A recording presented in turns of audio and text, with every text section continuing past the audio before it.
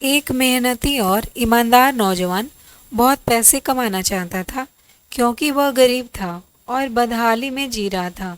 उसका सपना था कि वह मेहनत करके खूब पैसे कमाए और एक दिन अपने पैसे से एक कार खरीदे। जब भी वह कोई कार देखता तो उसे कार खरीदने का मन करता। कुछ साल बाद उसकी अच्छी नौकरी लगी, उसकी शादी भी हो गई और कुछ ही वर्षों में वह एक बेटे का पिता भी बन गया। सब कुछ ठीक चल रहा था, मगर फिर भी उसे एक दुख सताता कि उसके पास उसकी अपनी कार नहीं है। धीरे धीरे उसने पैसे जोड़कर एक कार खरीद ली।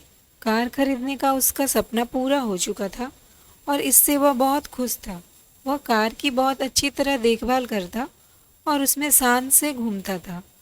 एक दिन रविवार को वह कार को रगड़ रगड़ कर धो रहा था, यहाँ तक कि गाड़ी के टायरों को भी चमका रहा था।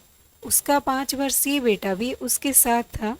बेटा भी पिता के आगे पीछे घूम घूम कर कार को साफ होते देख रहा था।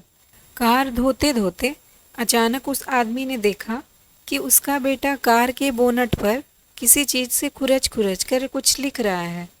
यह देखते ही उसे बहुत गुस्सा आया। वह अपने बेटे को पीटने लगा। उसने उसे इतनी जोर से पीटा कि बेटे के हाथ की एक उंगली ही टूट गई। दरअसल वह आदमी अपनी कार को बहुत चाहता था और वह बेटे की इस शरारत को बर्दाश्त नहीं कर सका। बाद में जब उसका गुस्सा कुछ कम हुआ तो उसने सोचा कि जाकर देखूं कि कार में कितनी खरोंच लगी है।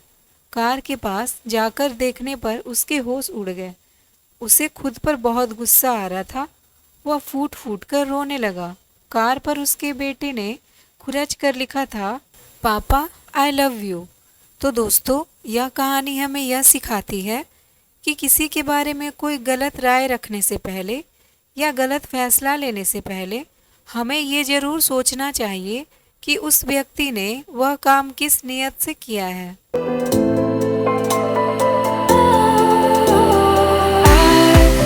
I was wrong.